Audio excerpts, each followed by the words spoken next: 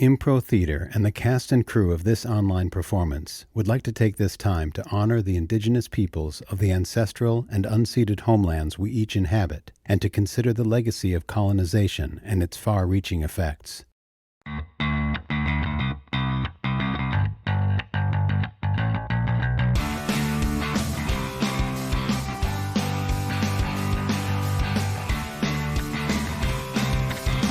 Hey everybody, and welcome to Impro Talk. Thank you so much for joining us. I'm your host, Mike Rock. Very excited for today's guest, Paul Rogan, coming up shortly. But first, I want to thank our moderator, Jennifer Epps. Now, without any further ado or mess-ups with the days and times, please welcome our guest, Mr. Paul Rogan. Woo! Hello, Mike. Hello, everybody. Woo! Paul, thank you for being here. My pleasure. And we already there are already questions coming in for you before I even get started. We've already got questions. I don't know what to do about this. So I'm going to I'm not going to go to those questions quite yet. We'll stay here all night until every question is answered. we will. Paul, inquiring minds want to know. So you're an Impro company member, faculty member, director of company shows and hybrid shows that are some students, some community members, that sort of thing. You are an actor, a voiceover guy, a director, a compere, an MC, all these things. You do a lot of things. Tell me, what is your favorite thing when somebody says, ready, set, go? You're on stage doing a thing. Which of all those things do you think you're doing that makes it your favorite? I think if I had to say, it would be standing in front of a big mic at the BBC, doing a radio comedy show, reading somebody else's brilliant script, playing a ton of different characters with different voices, and getting laughs out of the scripts that weren't even there. Just because there's so much joy inherent in the script, and our job is to find it. So some of my greatest memories have been in the fine old BBC Radio Theatre in Piccadilly in London, doing some of that, especially with friends as well. And that probably would be my single, because it's kind of improvisational in the way that you don't even see the script sometimes. You just handed this chunk of thing, and then you just have to record it. It's like the oldie days of radio. In fact, it is the oldie days of radio.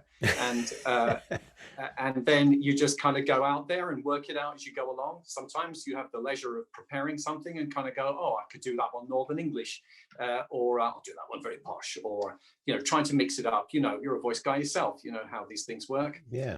So there are many, many things, but I think that one is my favorite. I've never done a proper what you're describing, like where you're a hired hand to come in, or a hired voice, so to speak, to come in and take a script and walk out there into a studio, booth, soundstage, whatever it is, and do radio play or radio comedy in a real proper format. I imagine that's really exciting. It is, but the special delight is that these are more often than not the comedy ones done in front of a live audience. Oh man, that'd be great. Fill the BBC theatre. They're all there. They might well be fans of the show. They're certainly fans of coming to see radio comedy being recorded, and so they're just hooting with laughter before you even start. And so that's half of the joy. What a treat. Do you remember, did you audition for that, or did somebody that knew your comedy ask you to be involved? Yeah, it's the latter, really. It's word of mouth, and at that time in London, I was kind of like a stand-up comedian, working in and around Britain, and you kind of get known for that stuff.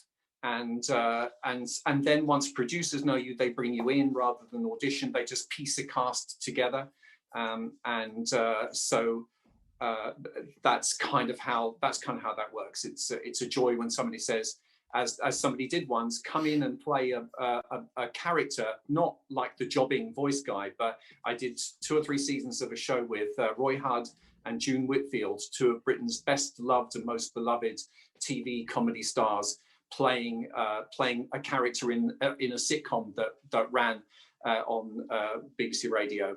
And my mum came to see it being recorded, and she sat and watched as June Whitfield leant over. Nobody knows who in this country June Whitfield but that's okay. I mean, it's give like, us an equivalent. Like it would be the I actually can't think of an equivalent, but a hugely beloved sort of housewifely actress who plays, you know, and so because my mum has no idea what I do.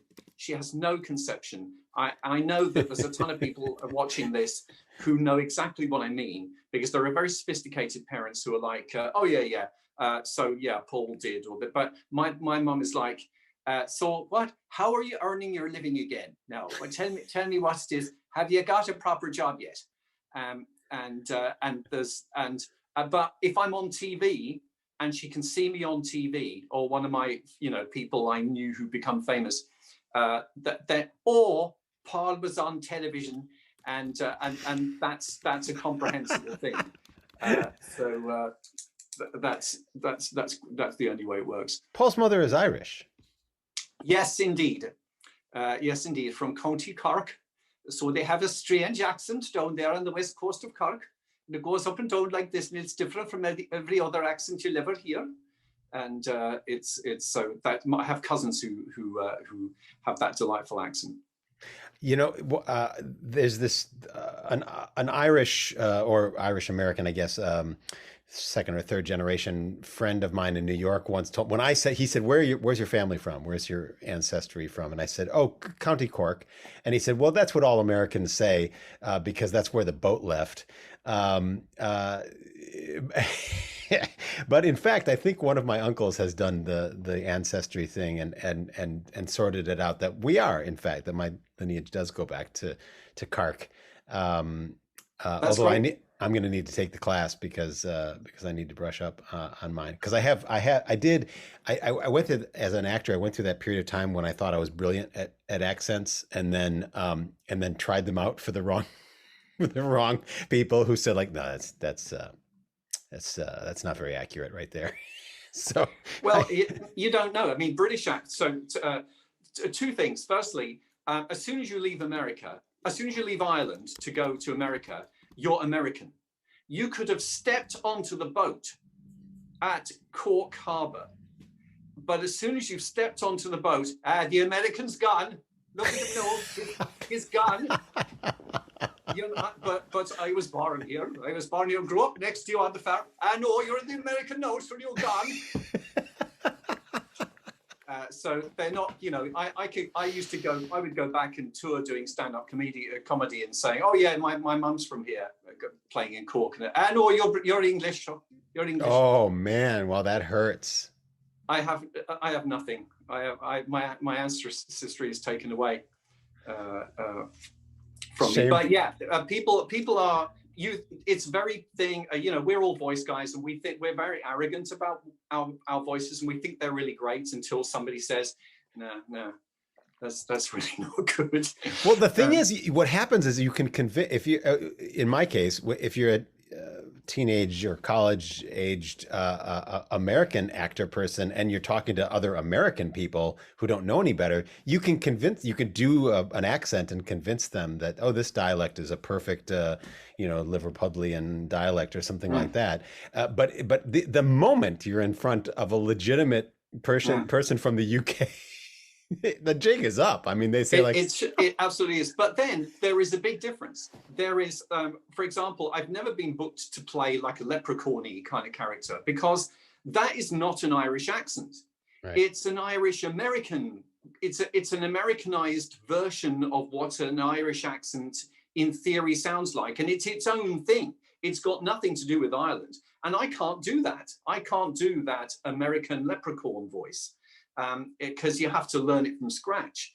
And there's a lot of that. There's a lot of British tonalities in the way that Americans are taught British English, which are flat out wrong. But all the American actors have exactly the same things that are wrong taught to them. So part of my job is to go around sort of saying, no, that's one of those sounds that you're all taught wrong, and to try to kind of like make some little improvements here and there. Right. Have you ever done one-on-one dialect coaching? Yes. I was doing a session just before today, in fact. Yeah. And has anyone ever thrown you I need to do this accent in a big hurry, and you don't have any experience with it, but you're like, all right, I'll give it a shot. Yeah, because we have an ear. Those that we can hear and pick things up pretty quickly, and sometimes I like just the challenge of, oh, what's this new thing, and what's characteristic about it, and how can we learn what's involved in it and see if we can reproduce it. Because half the time I think you're better off dealing with somebody who knows how to teach people, right, than someone from, I've got this thing, I'm supposed to be playing someone from Vilnius in Lithuania, and I'd be like, all right, let me do that, rather than get a Lithuanian person necessarily who might not know how to teach you to get to the same place. That's probably nonsense and voiceover arrogance again. And I'll. And you've just lost clients. I just lost clients. Yeah.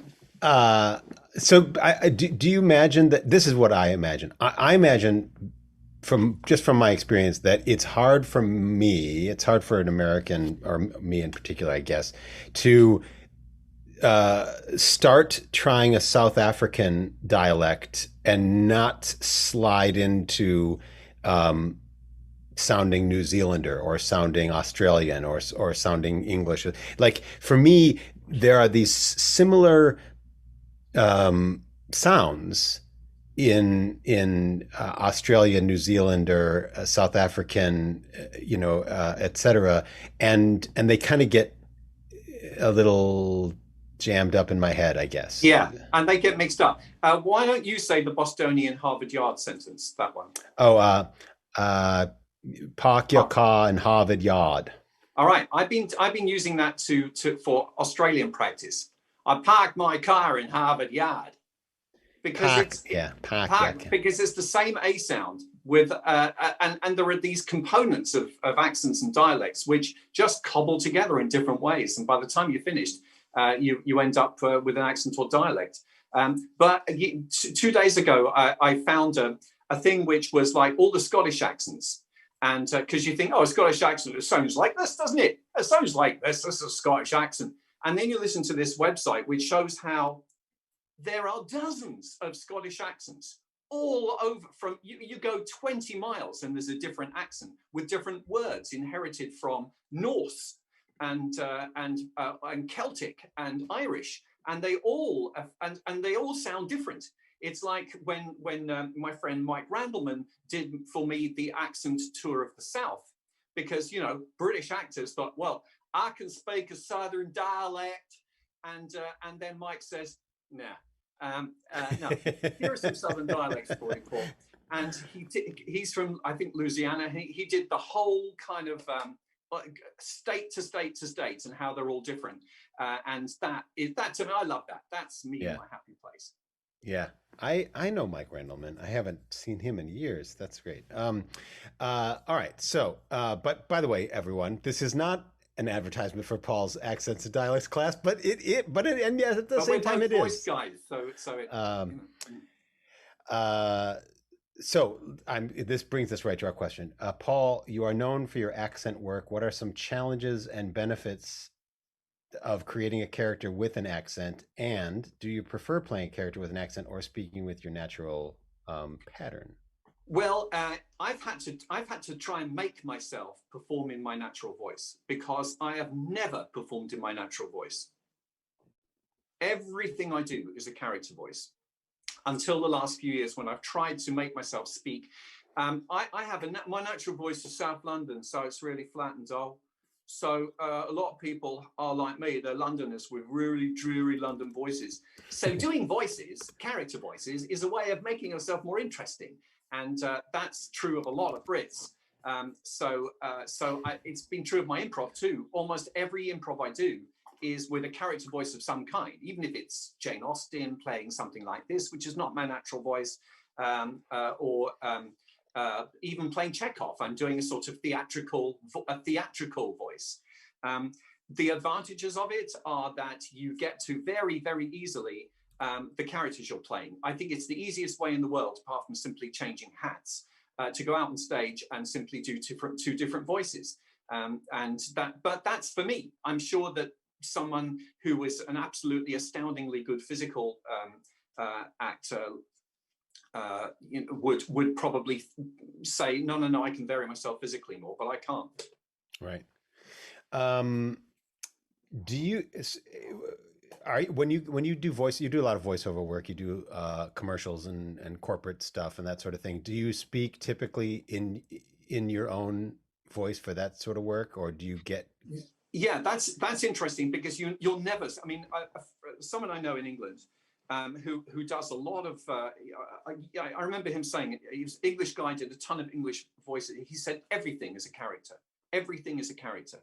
So let's say you're doing something which is an enthusiastic voiceover, selling something like this. That's not me. That's a voiceover. Even if you get the dreaded request to do conversational, it's not really conversational. It's in fact, you're probably going to attend the same workshop as me about how to do a conversational voiceover, because it means different things to every single person. It's like the dreaded transatlantic. Can you do a transit or mid-Atlantic accent? No, there's no such freaking thing. Yeah. So we're all doing our best stab at doing a voice. Nobody wants to buy something in this voice with its hesitancies and stumblings. You don't. So you're going for something much more fluent and probably a little deeper and sexier as well. This sounds like terrible cheesy voiceover now, but yeah, but I'd buy it. The other thing, I don't think people who don't do voiceovers regularly don't know this, but we hear this call from producers to make it sound natural and conversational all the time. And the thing that so I'm standing there in front of the microphone saying like, okay, it's buy 20 and get 3 for free, blah, blah, blah, like talking like that, trying to sound natural and conversational. And then you hear the commercial, or, you either see the commercial on television or you hear it, whatever it is, and it's all like this. And you're like, what? Wow, where did the conversational thing go that you were so desperate to ask for, Yeah. Do you ever do? We're getting more questions, Paul. I'm sorry. Do you ever do Canadian accents, and do you feel that Canadian accents are misunderstood by the American public? Yes. Well, one of the things I'm interested in is the way that Canadian actors remove all of the sounds of their accents in order to appear in American shows. And I love watching shows like Supernatural, where the Canadian actors haven't bothered because they're in Canada, so they don't feel the need. But we in Britain, we have the old sorry, those sounds which we put into to our fake Canadian accents.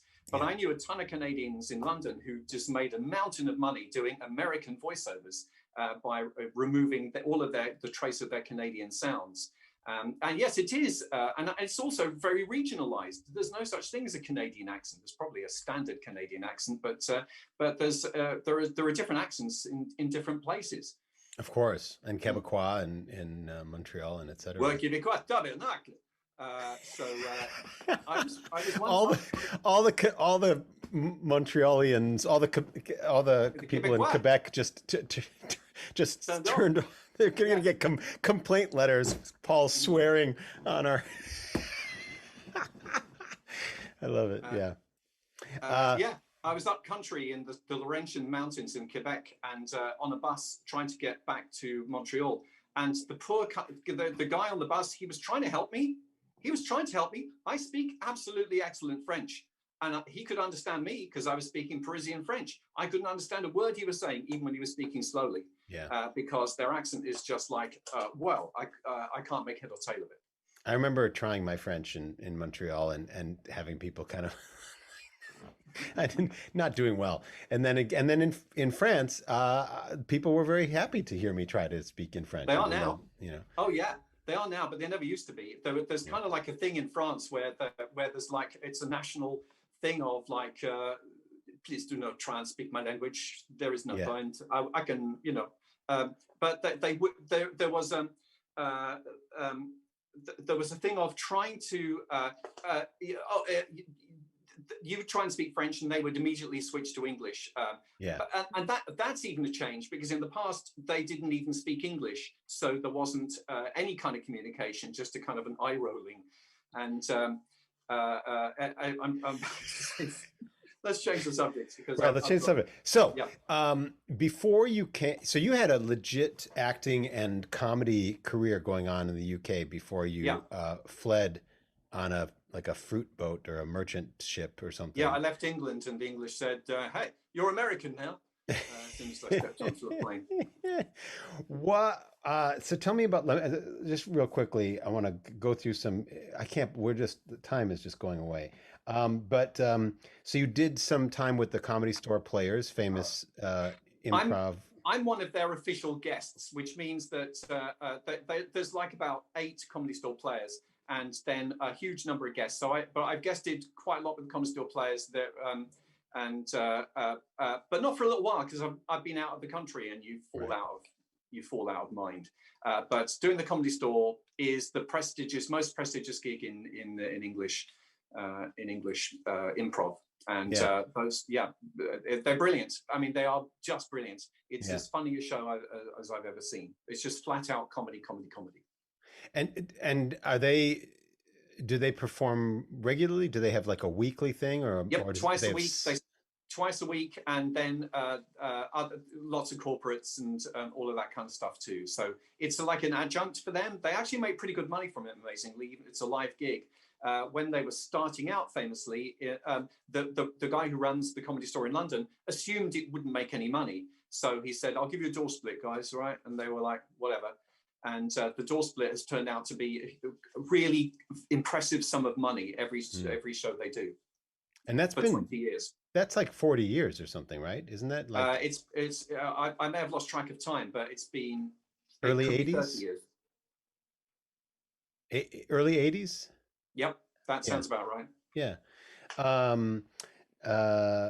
And you worked with Eddie Izzard and Friends with a show that he did? Yeah, Eddie is a contemporary of mine. We all started together.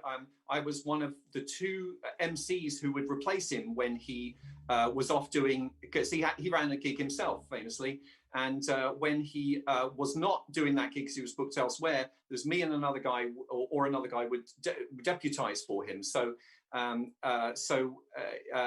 then he put together, when he would do his one-man show.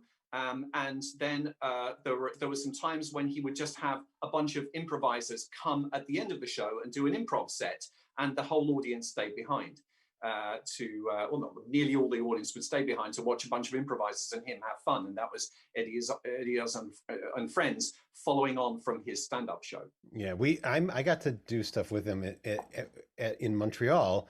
My group from New York went and did the Just for Laughs Fest a few times, and one year he was there. It was the first time I'd ever even seen him, and he just jumped right in with us a couple times and played with us, and it was just such a gas. It was just man, it was really fun. And you did you had a double act. You did a Sean Connery's or something like this. What was it again? Yeah, that's the Sean Connery Brotherhood, and that's how a lot of people transition into stand-up if they're not naturally stand-ups. And I was never naturally a stand-up. I was always a comedian or improviser or whatever. And out of one of my shows, me and my friend James Gaddis would often end up just playing Sean Connery at the end of a scene. The scene would somehow mutate, and everybody would be Sean Connery. And then we decided to put together a double act using improv, but it gradually became more structured and based on James Bond, because my friend James Gaddis was extraordinarily handsome and easily fitted into the role of a secret agency kind of person, and I just played all the other characters around the side. And then I did the same act with a couple of other friends, Phil Whelans, Luke Sorber, and Patrick Marber, indeed, did it with me. The Oscar-nominated screenwriter did it as well with me for a couple of shows. What was it like with Phil? Was it? Oh, Phil is such a charismatic performer. He's He's naturally funny. You probably Phil is on screen. Phil has just appeared on screen. This is all a bit of a coincidence, meeting you here. I was just sitting here minding my own business in the middle of the night, and suddenly you popped up. How are you doing, Phil? I'm all right. How are you? I'm very well. I was just going to say, before you popped, because I didn't know you were coming here, I was just going to say that Mike posted a thing of his destroyed computer, and I almost immediately you posted, what about putting it in some rice, which made me laugh out loud for a very long time. I think Facebook posts are really my métier. Of all the performing arts, I think classical ballet and Facebook posts are probably the twin pillars of my artistic life. And so should they remain. I think that anything more than that is too challenging for all of us. It is. What time is it there, Phil? It's just gone 2 in the morning. Yeah, okay. Yeah. I'm more or less nocturnal now. I've joined a cult, and a lot of the ceremonies are at night. Apparently they work better at night, so I see your cult is you wear that double diamond hat. I see. That's right. Yeah. This is a headdress. Yeah. Apart from being a wonderful improviser, Phil is also an extraordinarily funny script writer who has just a absolutely unique sense of humor. Oh, yes. But that's not what we're here for. I wrote one of those radio shows that you did with an audience, 2 series of a sitcom, and that was with an audience, and I can certainly vouch for when Paul says it's a real sort of joy to do something that you're basically sight reading.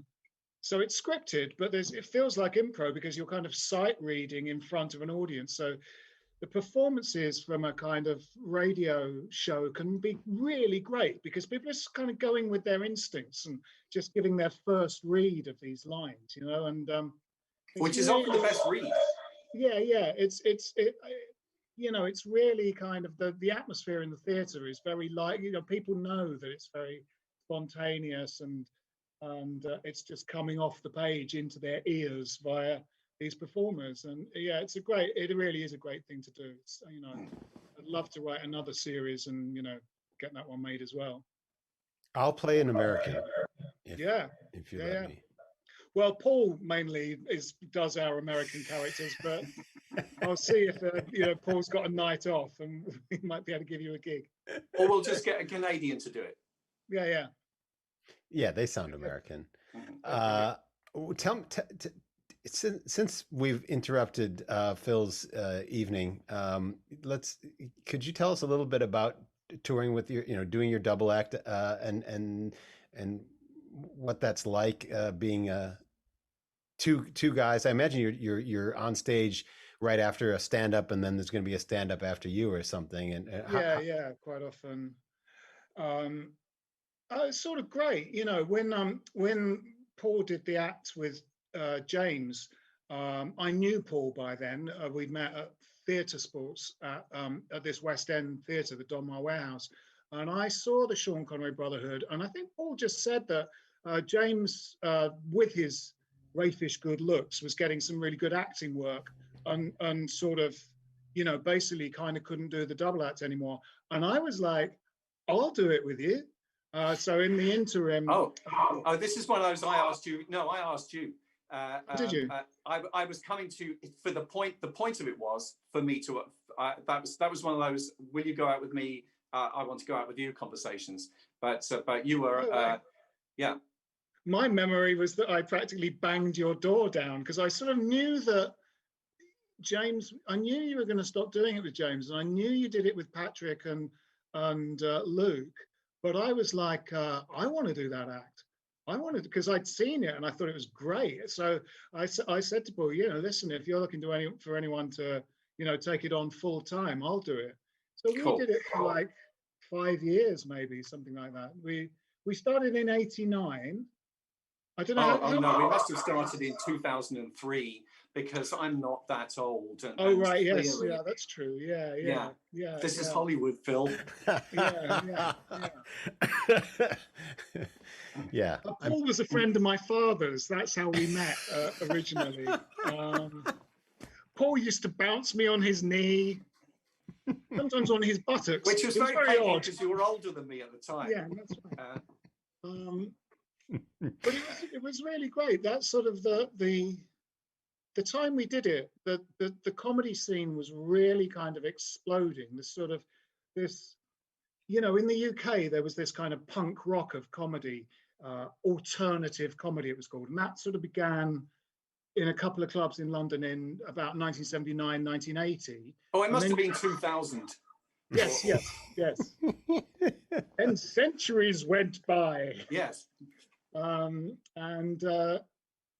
the time we were doing it, it was really rolling. You know, comedy was the new rock and roll, and there were tons of clubs to play and colleges all up and down the country. And it was a brilliant time to do it. And the sort of, I don't know, I loved it. The sort of camaraderie of comedians, the sort of fraternity of comics in the dressing rooms, you know, before and after shows was great.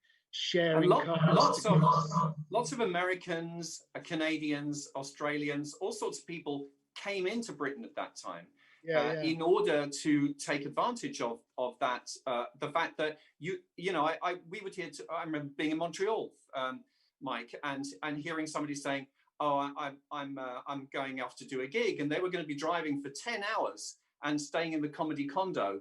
And we were like, oh my God, the furthest you can possibly go in England is about 3 or 4 hours. And you could double up Southampton and London on the same night, which I did once.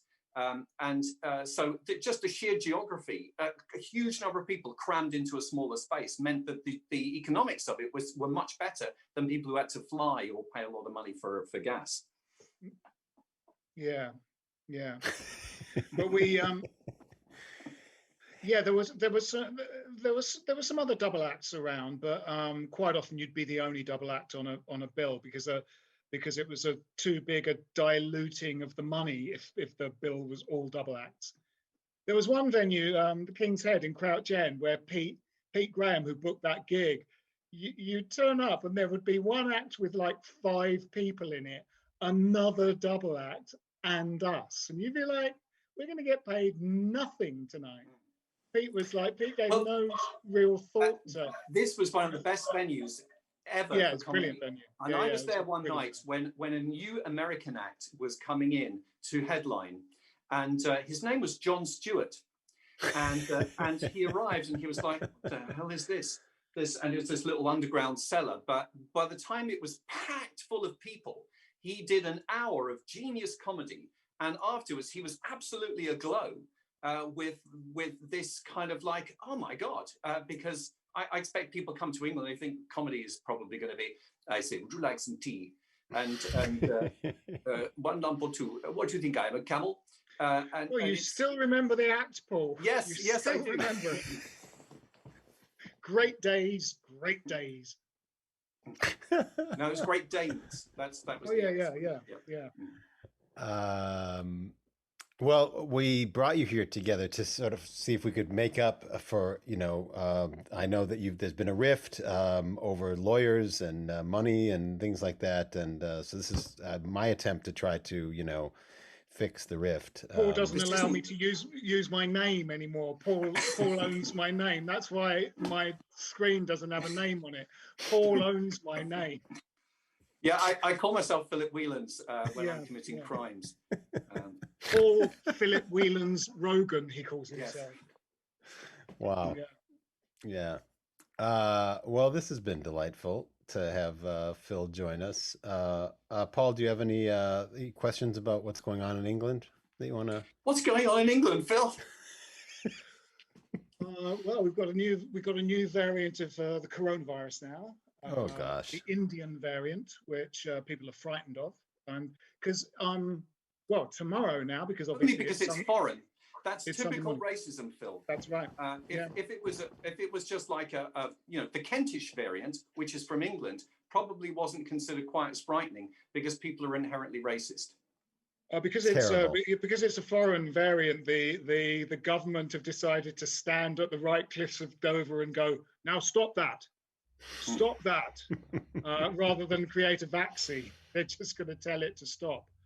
Oh, do you know who we are? Stop that. Stop it. I love the fact that Brits created their own vaccine, and it was quite good, actually. Our vaccine is quite good. It may cause some bubbles in your blood. You might have a blood clot or two. When I was a kid, my parents had a kind of phrase book for when you go to Spain, but it was like a really xenophobic phrase book. It had a whole list of, I've still got it in the flat somewhere, a whole list of expressions for if you get into any difficulties in Spain. But all the expressions were things like, now stop that. All things like that. And that man is following me everywhere. Get away from me. I don't wish to speak to you. It was brilliant. I shall alert the authorities. Yeah, that's right. It was all stuff like that.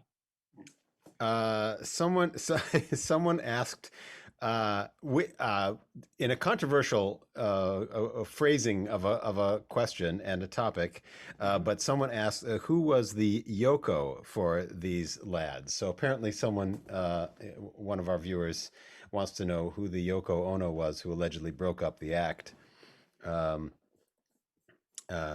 I would say that Yoko has suffered long enough for taking blame that she did not earn.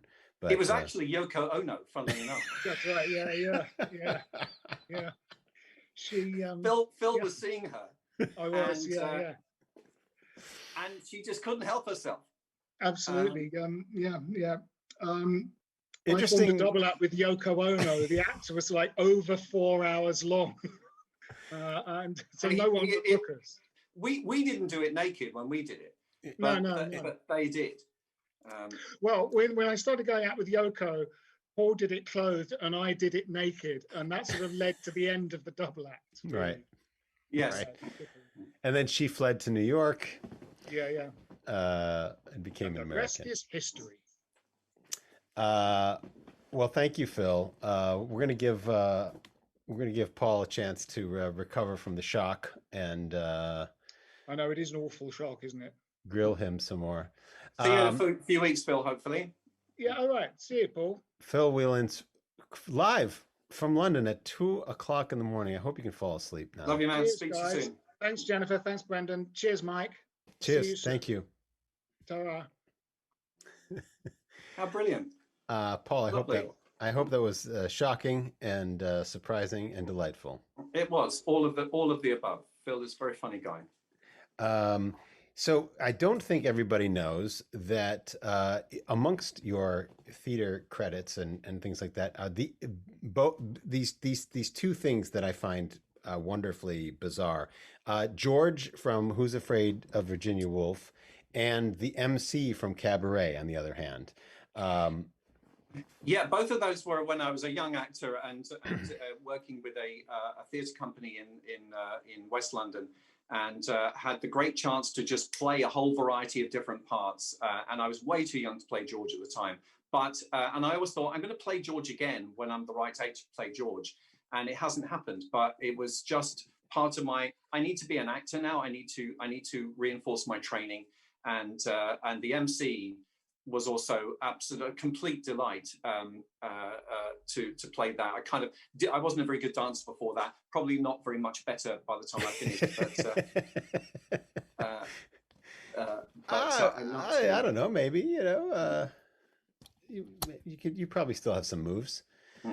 And so you've done quite a number of American television series, and even been able to do French dialect on television. I can't remember where I saw it, but you did. Do you I did remember? A show called Timeless, which a few people have watched, where I played a 18th century French guy in a time when the French were still surgeon. And one of the things is that you can play, if you have a language, you can audition and play it. And I've played a few different French kind of English-speaking French. I have separate reels. I have a show reel for French-speaking French and one for French characters who are speaking English, because the French person who speak English have certain characteristic sound, and so it is possible to how you say emulate the sound of the French person who is speaking English. Yeah. I see. I would have tried that had I gone first. But I'm not. On parle français tous les deux, Monsieur Mike. Oui, petit peu de français, mais après ça, le déluge. Je suis. Oui.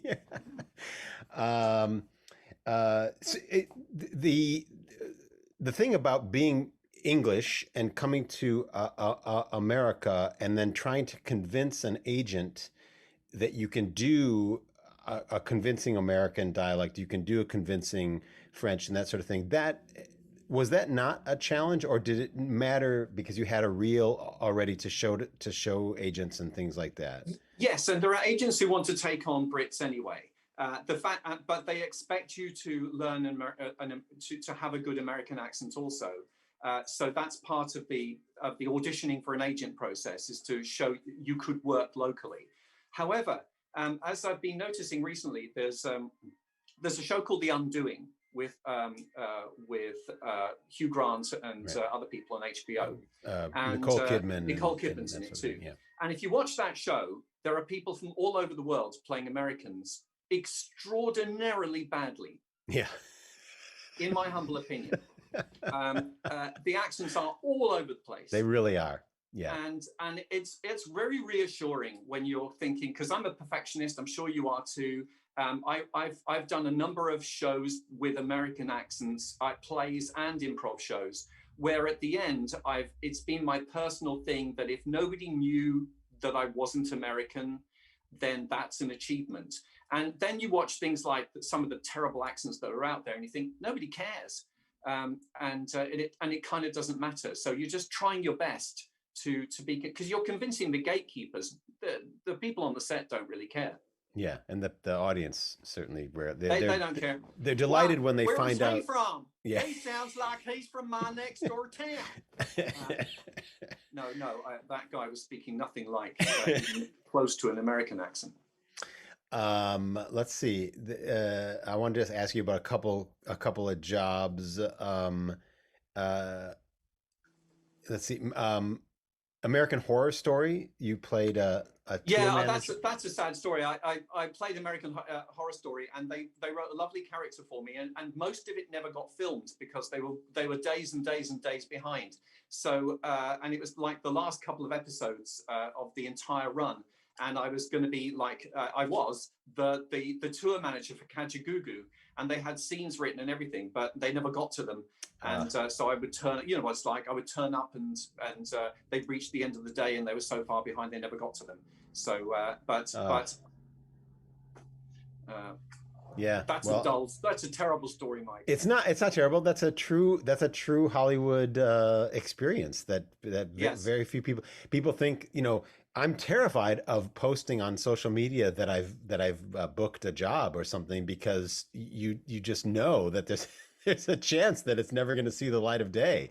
That's just one of those things. And even if it does, they're probably cutting away from you to the lead person anyway. So all the things you thought were going to be you are kind of like, yeah. The rest of it is a picture of a grinning, handsome lead person. I was just watching.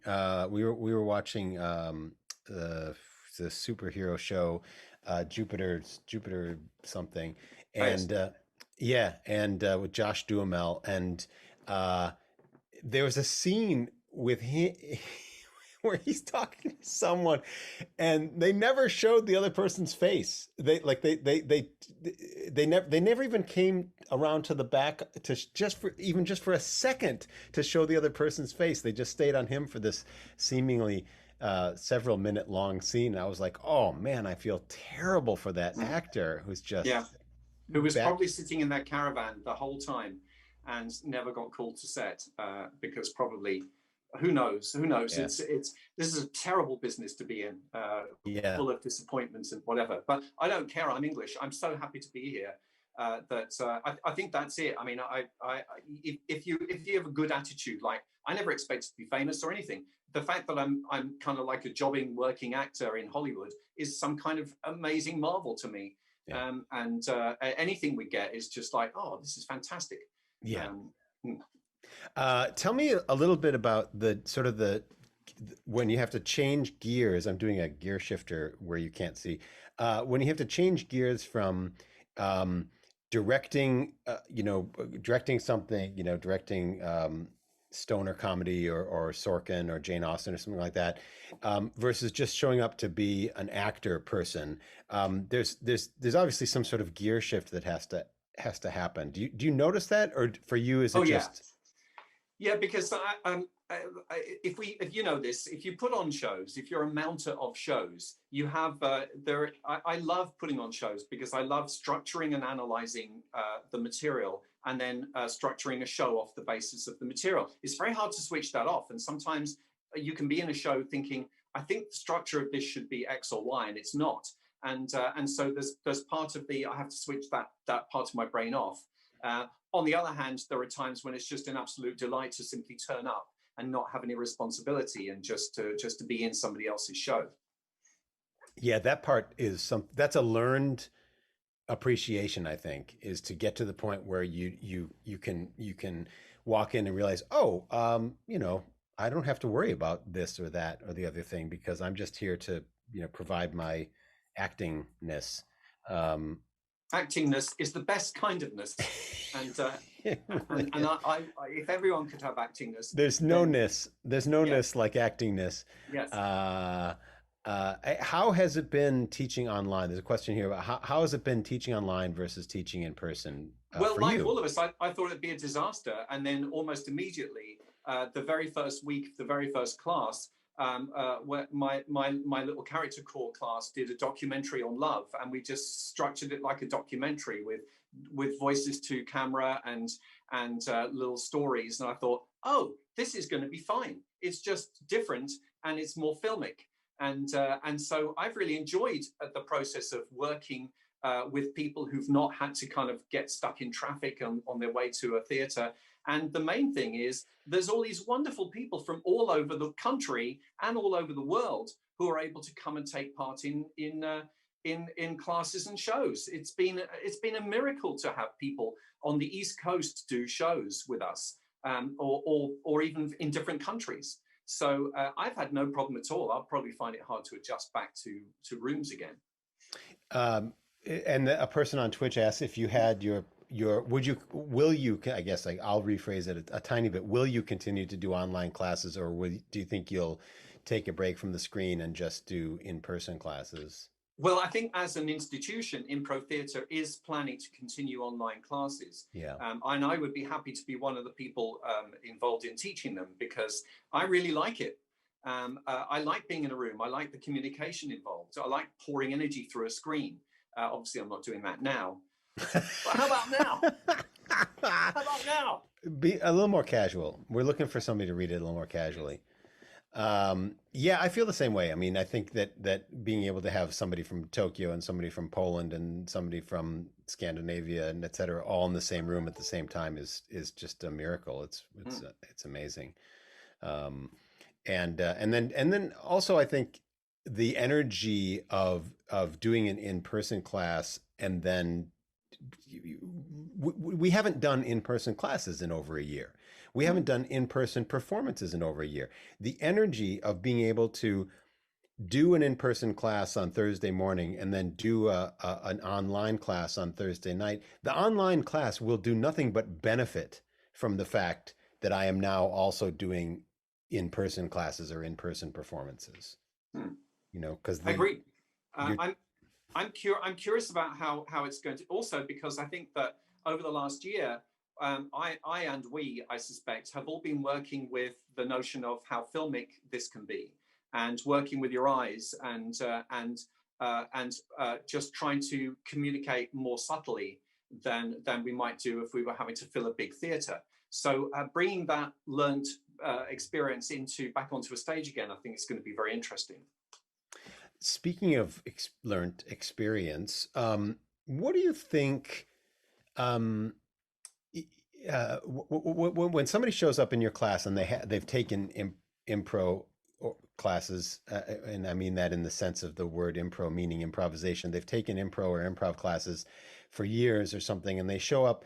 Do you find commonalities in habits or approaches that you can kind of narrow in on with students who show up and they have a certain amount of experience, and then you are saying like, okay, well, at Impro we teach ensemble narrative, ensemble storytelling. Here are some things you might want to sort of keep in check. Or are there things that you could like list and say like, here's a few things that turn up? First of all, I'm finding it increasingly hard to use the word students, because the people who are coming to Impro now are not students. They're practitioners of improvisation who've been out on stages a lot. Absolutely. And so I'm struggling with that word now. And I'm like, you've come to us for masterclasses, basically. And that's a different way of approaching who you're teaching. There are certain things that happen in short form. In fact, I had an email conversation about this the other day, about certain things that you're taught when you're learning short form improv. And they include that you have to say yes, and immediately embrace it. And here at Impro, where we're doing long form, no is not a block. It's simply not a block. If I say, will you marry me? And you say no, that's the beginning of a story. Right. Where I now have to go out into the world and find somebody else, or wait until you may have come round, or maybe we'll get back together again. So no is not a block. Endowments are unreliable. I have a concept which I've called, and I hope will go into my book eventually, the unreliable endowment, which is if I say to you, Mike, Tom is a liar, I might be the liar. Exactly. We just played with this last week in a class that I'm doing. Yeah, absolutely. And so that's a mind-blowing concept for an improviser who's been taught to accept everything they're given. Is that that might say more about you than it does about Tom. And these are now sophisticated levels that we can play with. And if you have a story idea, you can hang on to it for a half a show and see if it's still relevant in a half a show's time. You don't have to do what happens next, do it now. You can save it up. Also, I was having this conversation about, you don't talk about other people or stuff that's happened in the past or off screen. Well, of course you do. Because a play is written backwards as well as forward. So you have to talk about what's happened in the past, because that helps drive what's going to happen next. And the play goes backwards, further and further backwards, until the big reveal teaches you what's going to happen right at the end.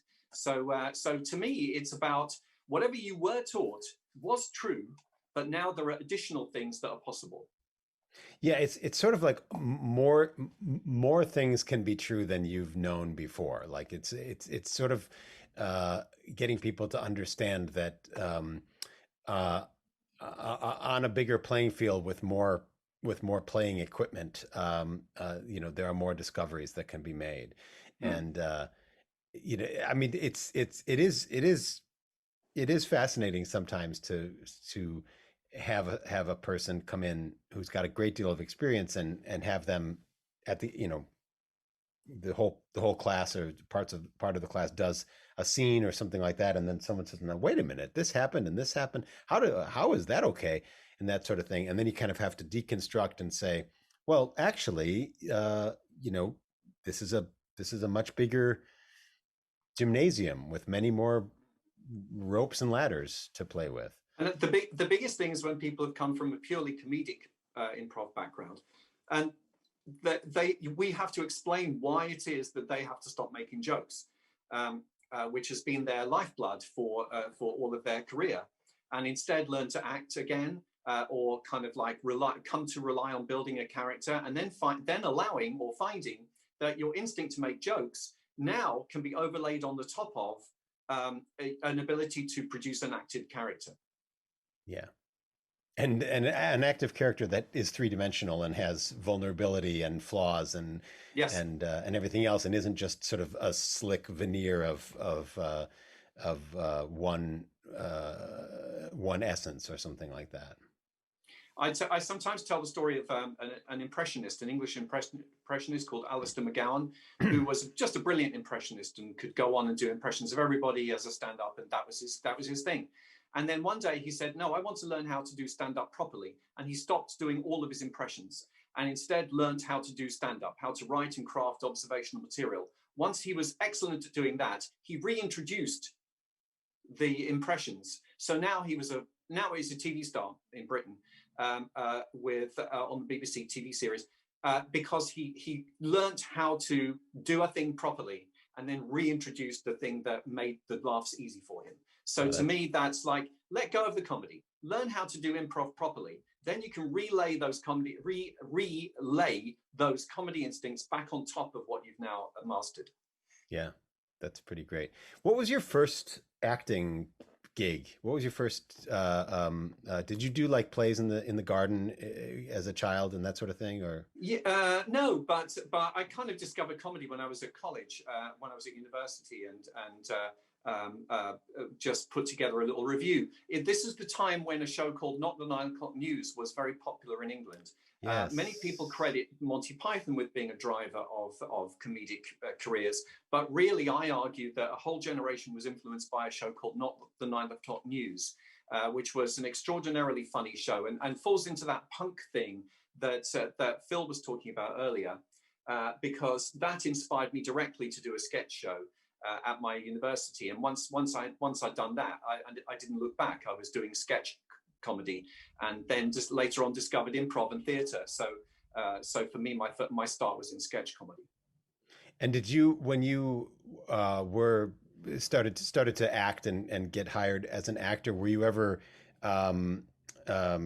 I don't know, were you ever sort of tempted or lured back into master acting classes of any sort? Because I know that when I lived in New York and was doing very slick improv and sketch comedy and that sort of thing, I found myself sort of jealous. I guess jealous it might not be the right word, but kind of feeling a little bit neurotic maybe about not having gone to a conservatory program in acting, not having gone to Juilliard or something like this.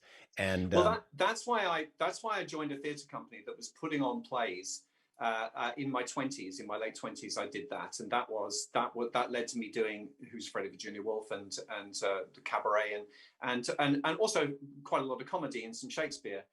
So that was my version of what you're talking about. Right.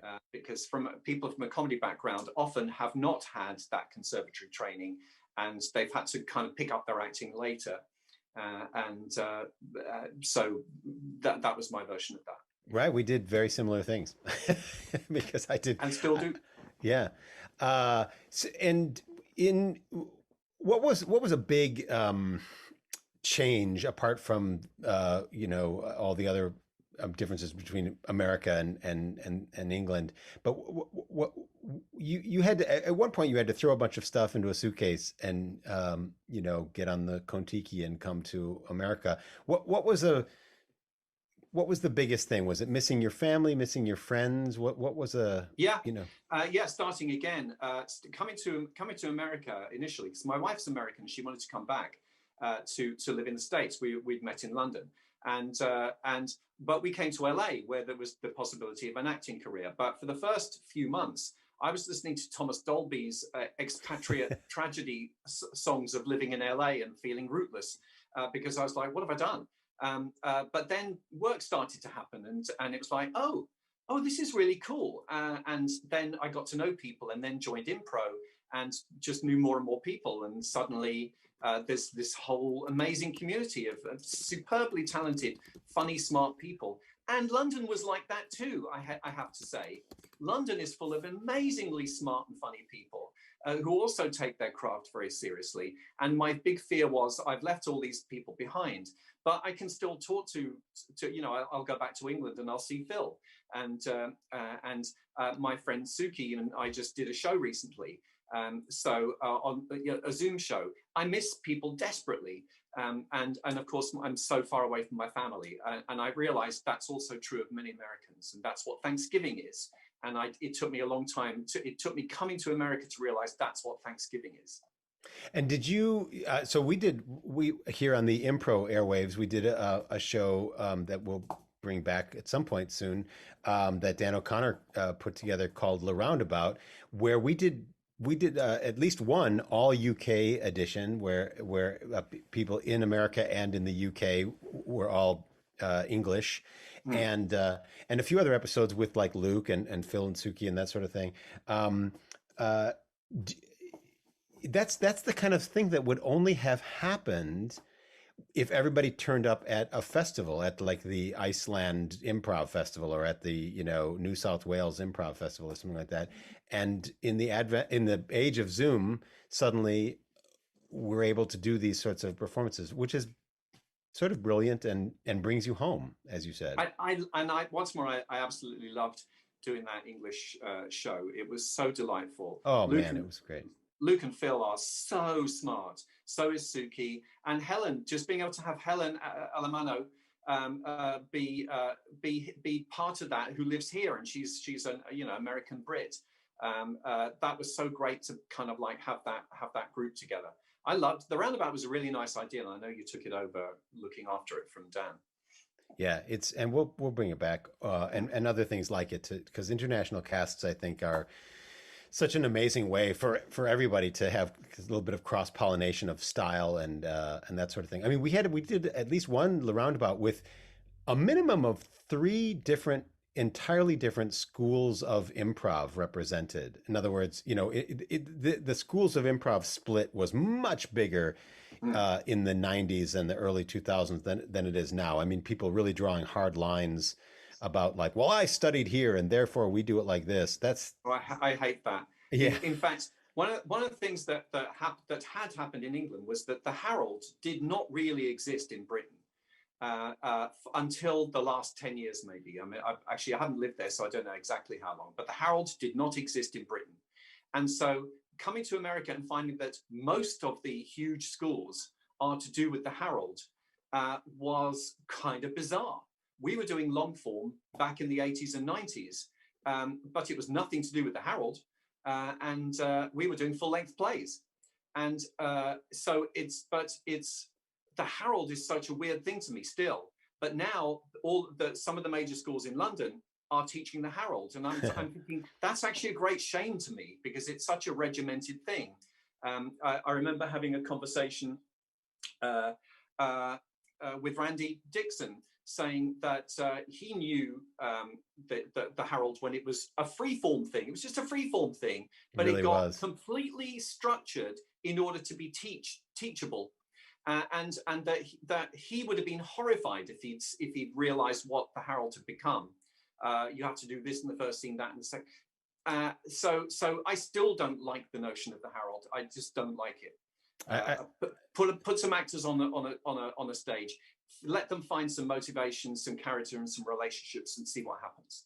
Yeah.